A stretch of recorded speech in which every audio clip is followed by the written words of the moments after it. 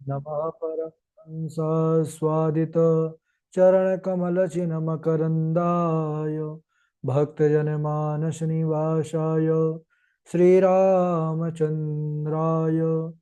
कृष्ण त्वदीयपदपङ्कजपञ्जरान्ते अद्यैव मे विशतो मानसराजहंसः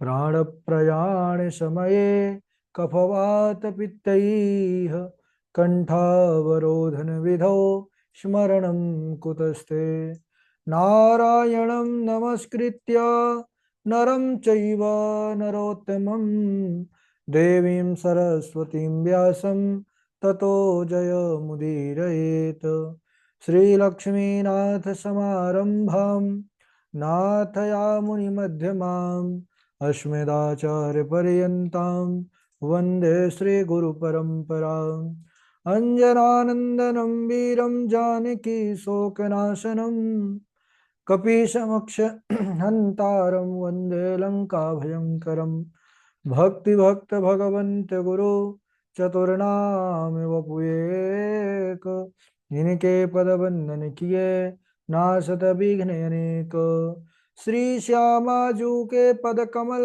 जब लग हृदय नवास श्याम भ्रमर आवत नहीं तब लगता के पास।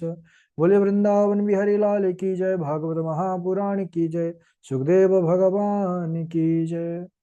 परम मंगल में परात्पर अखिलेश्वर अचिंत कल्याण गुणगण निधान सर्वेश्वर सर्वाधिपति अकारण करुणा वरुणालय अकारण करुणा कारक सकल जन कल्यशापहारक परात्पर पर ब्रह्म सच्चिदानंद स्वरूप परमपिता परमात्मा श्री राधा गोविंद सरकार राधा रमण बाधा हरण श्री बांके बिहारी लाल उनका यह वांगमय शब्दमय विग्रह श्रीमद् भागवत महापुराण कोटि कोटि नमन कोटि कोटि प्रणाम इस परम पावन पुराण ग्रंथ परमहंसों की पावन संहिता को परमाराध्य नंद नंदन यशोदा नंदन ब्रिज नंदन देवकी नंदनो श्याम सुंदर श्री कृष्ण के पाद पद्मों पर कुछ नमन नतमस्तक वंदन एवं अभिनंदन। उनकी आह्लादनी शक्ति प्राण प्रिया जगत वंदनी शुभान वंदनी भास्वती जगदीश्वरी बरसाने वाली श्री किशोरी जी के पावन चरणारविंदों पर कुर्सा प्रणति समस्त भूतादिक सीय राम मैं सब जग जानी करहूं प्रणाम जोर जुग पानी। सज्जनों, हम सबका यह परम सौभाग्य की भागवत साप्ताहिक कथा सीखने का सद संकल्प विचार लेकर के एक स्थान पर एक साथ जुड़कर इस पावन पुराण श्रीमद् भागवतम की तैयारी कर रहे हैं। जीवन में ऐसा सद सौभाग्य राधा माधव की विशेष कृपा के बाद ही उपस्थित होता है। संसार कटु वृक्षस्य द्वे फले ह्यामृतोपमे सुभाषित रसा स्वाद संगति सुजने जने। कभी कहते हैं कि यह संसार एक कड़ुआ वृक्ष है और इसके दो ही सुंदर मधुर फल है जो सेवन करने योग्य है। बोले कौन कौन से? तो कहते हैं सुभाषित रसा स्वादः संगति सुजने जने। पहले तो सुंदर शास्त्रों का पढ़ना स्वाध्याय करना और दूसरा है संगति सुजने जने, अच्छे लोगों का संग।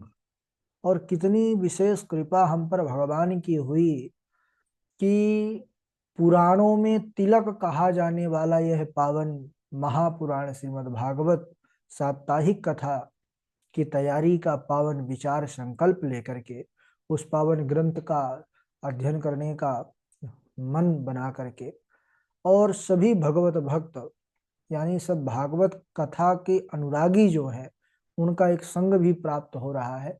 ये दोनों यहाँ पर हम सब दोनों मधुर फलों का लाभ मिल पा रहा है, दोनों का हम सब सेवन कर पा रहे हैं।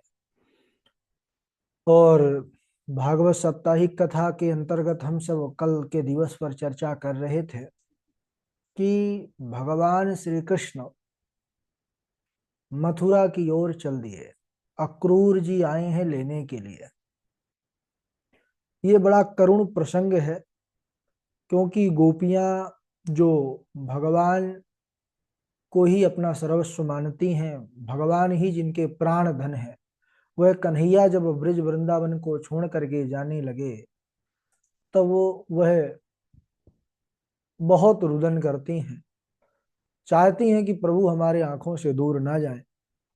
यहाँ तक कि जब उन्होंने सुना, रात्रि में ही पता चल गया कि प्रातःकाल होते ही अक्रूर कृष्ण को लेकर के हमारे मथुरा को चले जाएंगे, तो वह बड़ा वेदना दुख से भर करके और विधाता को भी कोसती हैं कि अहो विधाता स्तवना क्वचित दया संयोज मैत्र्या प्रणयेन देहिना ताश्चा कृतार्थान व्यून अंश पार्थकम विक्रीडितम तेर भग चेष्टितम यथा। अरे विधाता, तुम में थोड़ा भी सौहार्द नहीं है।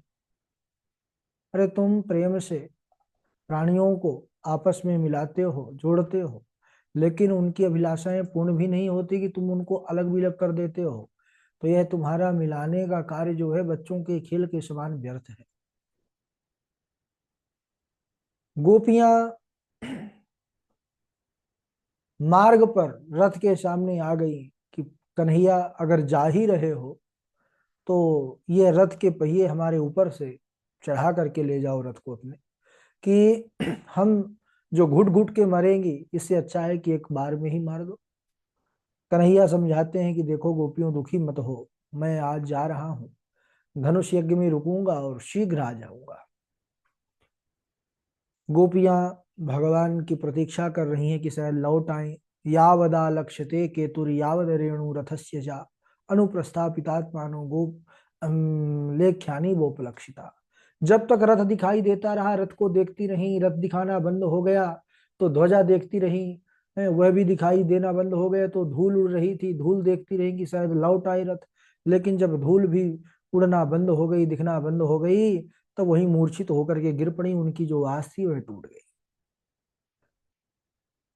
यहाँ अक्रूर जी को भी बड़ी मन में शंका चल रही है कि मैं तो ले जा रहा हूँ, कितने सुंदर ये दोनों भाई हैं कृष्ण और बलदाऊ, और इनको कंस मार देगा। तो भगवान ने यहाँ पर प्रभुता थोड़ा सा अपना प्रकट किया है। मध्याह्न का समय हुआ, क्रूर जी जब संध्या बंधन करने के लिए यमुना जी में स्नान किए, डुबकी लगाए, तो भगवान के सुंदर स्वरूप का दर्शन हुआ। तब उनको परम आश्चर्य हुआ कि अभी तो इनको मैं रथ में बिठा करके आया था, ये मुझसे पहले जल के अंदर कैसे पहुंच गए। और जब उन्होंने देखा तो महाराज वहां पर भगवान का दिव्य रूप उनको दिखा। तब हाथ जोड़ करके उन्होंने स्तुति किया, नतोस्मि हम तो अखिल हेतु हेतु नारायणम पुरुषमादिम अव्ययम यन्नाभिजाता दरबिंद कोशात ब्रह्मा विरासित यत एष लोका। ये संक्षिप्त में इसीलिए बोल रहे हैं जल्दी जल्दी कि ये कल प्रसंग हो चुका है ना। पुनरावृत्ति कर रहे हैं कि आप लोगों के माइंड में, मस्तिष्क में तुरंत ये चरित्र तरोताजा हो जाए। अब जो है यहीं तक हम कल चर्चा किए थे।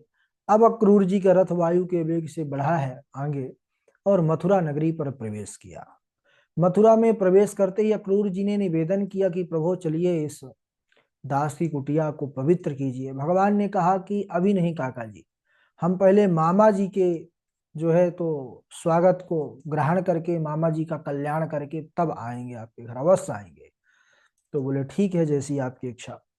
अब इधर जैसे ही कंस को सज्जनों पता चला कि कृष्ण आए हैं, तो सुरक्षा बढ़वा दिया। जो सैनिक थे, जितनी फोर्स लगी हुई थी, 4 गुना बढ़वा दिया कि अब दोनों मथुरा से बाहर ना जाने पाए सीमा से। अब इधर सज्जनों भगवान कृष्ण अपने ग्वाल बाल सखाओं के साथ मथुरा नगरी की शोभा देखने के लिए निकले। बड़ा अद्भुत प्रसंग है, सब लोग जो है सावधान होकर के सुनिएगा। भगवान के साथ उनके सखा हैं श्री रामा, मधुमंगल, विलुमंगल, मनसुख, ये सब भगवान के साथ चल दिए। भगवान ने कहा चलो आज हम अपने मामा जी की नगरी को दिखाते हैं, ये मथुरा नगरी बड़ी सुंदर है। और इधर जैसे ही मथुरा वासियों ने सुना कि कृष्ण बलराम आए हैं और हमारे द्वार से निकल रहे हैं, मथुरा भ्रमण करते हुए हमारे द्वार से निकलने वाले हैं, उनके विषय में तो सब मथुरावासी पहले ही सुने थे। मथुरा की स्त्रियां, मथुरा के मनुष्य, पुरुष, ये सब भगवान की महिमा को सुने थे।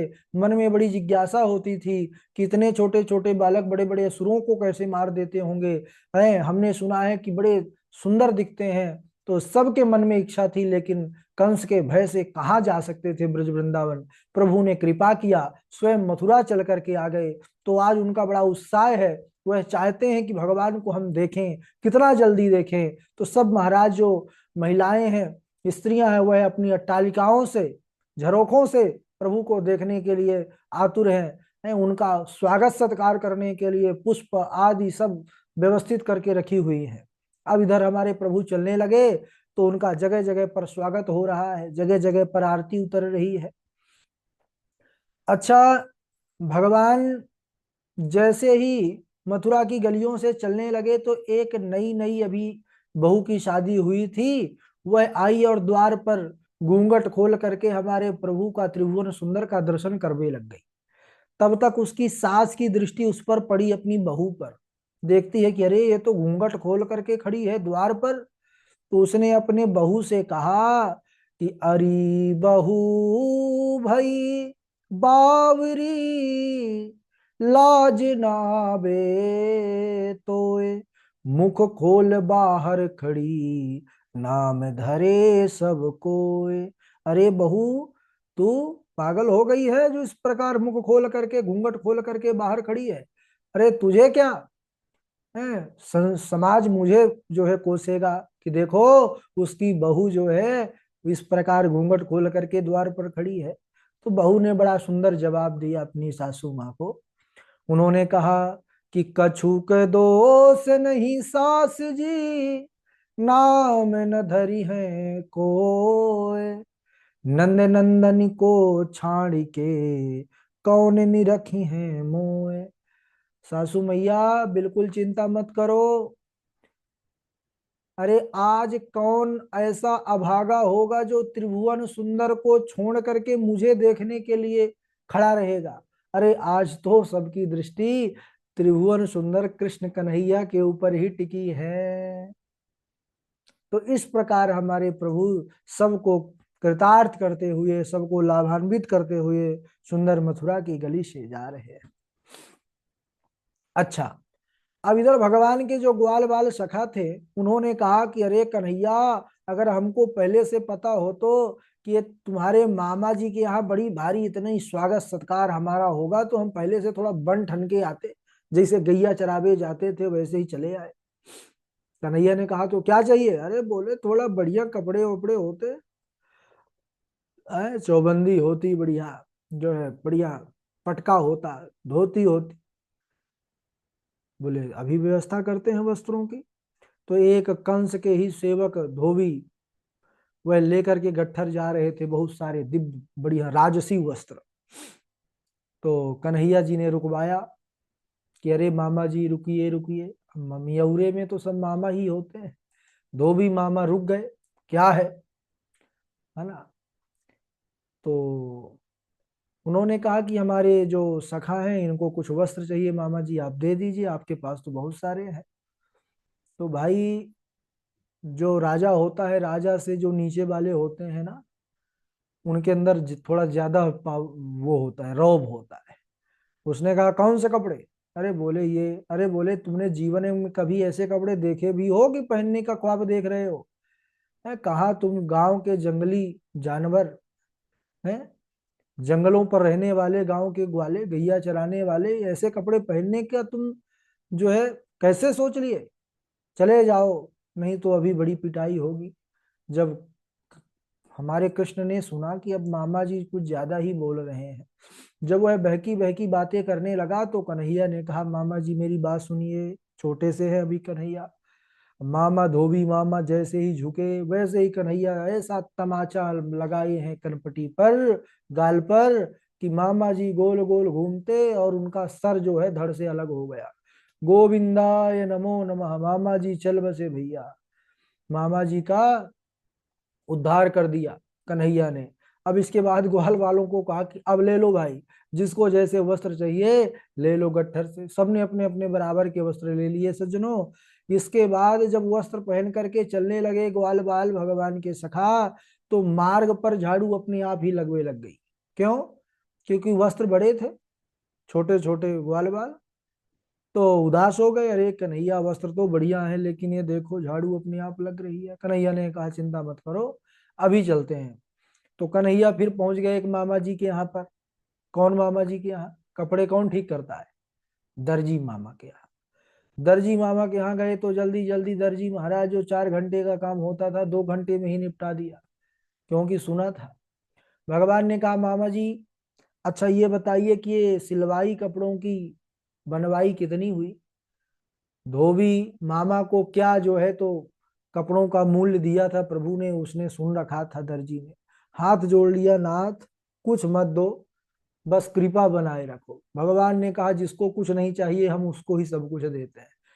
चलिए, आने वाले कलिकाल में आप लोगों को तो बढ़िया जो है आनंद होगा, जितने का कपड़ा नहीं होगा उससे ज्यादा सिलाई आपको मिलेगी। होता भी ऐसा है, अब देखो, जाओ सिलवाने कुछ।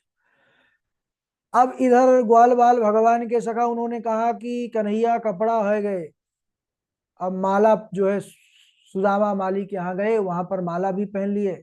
उन्होंने कहा कि कपड़ा है गए, माला है गई, अब थापक थहुआ चंदन लग जाए तो आनंद आ जाए। ब्रजवासी हैं भाई, जब तक बढ़िया थापक थहुआ चंदन ना लगता है तो आनंद नहीं आता। तुरंत कन्हैया ने कहा अभी उसकी भी व्यवस्था करते हैं। तो अब जैसे ही प्रभु आगे बढ़े तो एक 3 जगह से टेढ़ी एक युवती स्त्री, वह जा रही थी, हाथ में बड़ा सुंदर चंदन, सुगंधित चंदन लेकर के, हाथ पर उसका पात्र।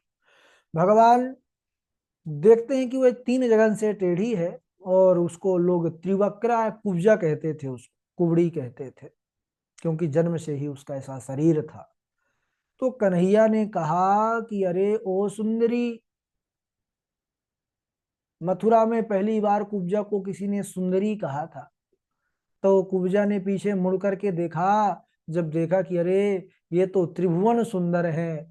त्रिभुवन सुंदर है ना, जिसकी जैसा स्वरूप होता है उसका वैसा ही जो है तो दृष्टि भी हो जाता है। त्रिभुवन सुंदर ही सुंदरी कह सकते हैं। प्रसन्न हो गई भगवान को देखते ही उनका स्वरूप। पूछा कि तुम कौन हो।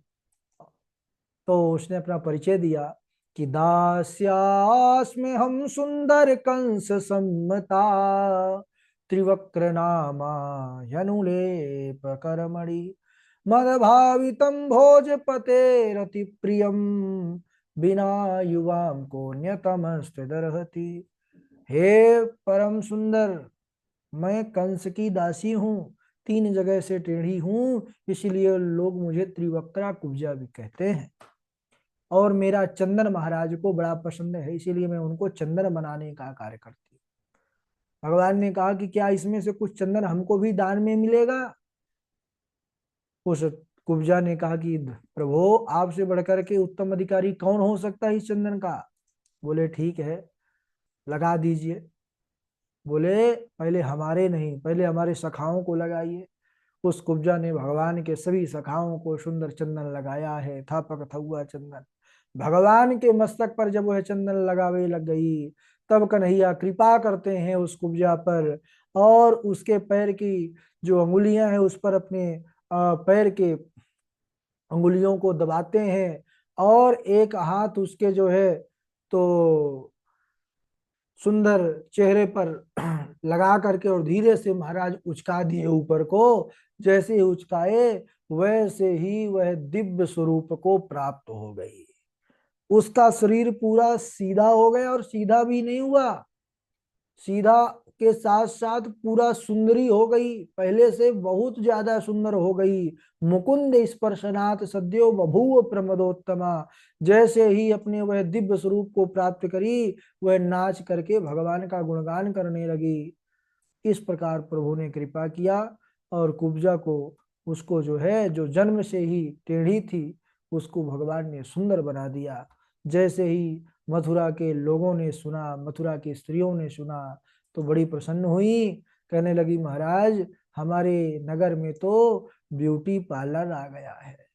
कैसा ब्यूटी पार्लर। बोले शाश्वत, है ना, वो वाला ब्यूटी पार्लर का तो 2 मिनट का काम रहता है, उसके बाद फिर स्वरूप आ जाता है पहले वाला, पहले से भी भयानक हो जाता है। लेकिन भगवान जो बनाते हैं स्वरूप, कहते हैं फिर वह शाश्वत रहता है। भगवान शाश्वत है, फिर वह नष्ट नहीं होता है। तो अब इसके बाद भगवान आगे किस प्रकार धनुष यज्ञ में प्रवेश करते हैं, कैसे कंस का वध होता है, अगले दिवस। आज यहीं तक। बोले वृंदावन बिहारी लाल की जय। बारी बारी से श्लोक सभी लोग सुनाएंगे, है ना।